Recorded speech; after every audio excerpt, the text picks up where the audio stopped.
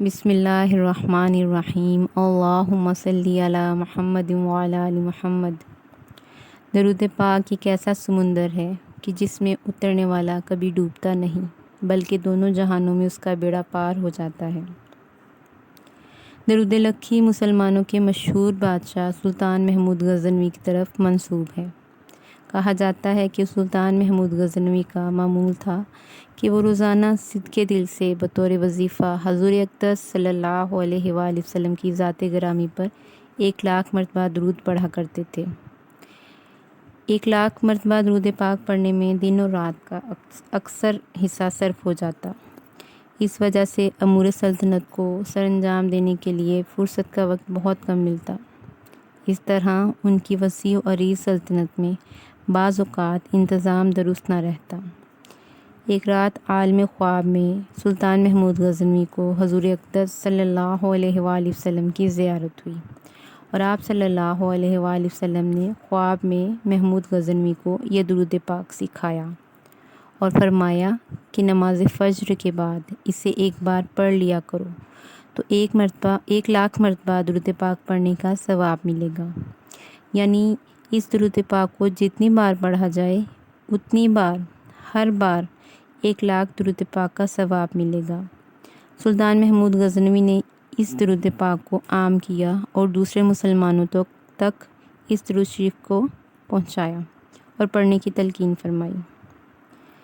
اس درود پاک کے 5 اہم فوائد اور بھی ہیں۔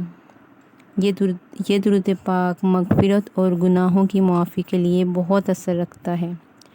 اگر کوئی شخص یہ چاہے کہ اس کے مرحوم شدگان کی مغفرت ہو جائے اور عالم برزخ میں انہیں راحت ہو جائے تو اسے چاہیے کہ یہ درود پاک 11 مرتبہ روزانہ 40 دن تک پڑھے۔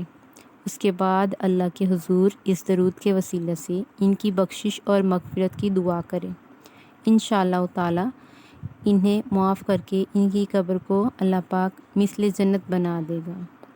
اس کے علاوہ یہ درود دینی اور دنیاوی حاجات کو پورا کرنے کے لیے بھی بہت مؤثر ہے، اس لیے اسے 1 مرتبہ روزانہ پڑھنے کی عادت بنا لینی چاہیے۔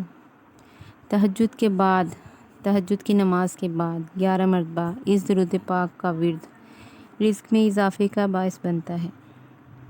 اس درود پاک کا ایک اور فائدہ یہ بھی ہے کہ جس گھر میں یہ پڑھا جائے وہاں اتفاق اور برکت پیدا ہوتی ہے۔ لہٰذا اگر کسی گھر میں بے سکونی اور جھگڑا رہتا ہو تو اسے پڑھنے سے گھر میں امن اور سکون اور ہمدردی پیدا ہو جائے گی انشاءاللہ۔ اللہ کریم ہم سب پر کرم کی نگاہ فرمائے، روزانہ اس درود کو پابندی سے پڑھنے والا بنائے اور اس کی برکت سے ہم سب کے گناہوں سے بخشش فرمائے، ہمارے مرحوم شدگان کی مغفرت فرمائے، ہمارے رزق میں اضافہ فرمائے، دینی اور دنیاوی حاجات کو پورا کرے اور ہم سب کے گھروں میں اتفاق اور برکت پیدا ہو۔ آمین یا رب العالمین۔ اللہم صلی علی محمد وعلی آل محمد۔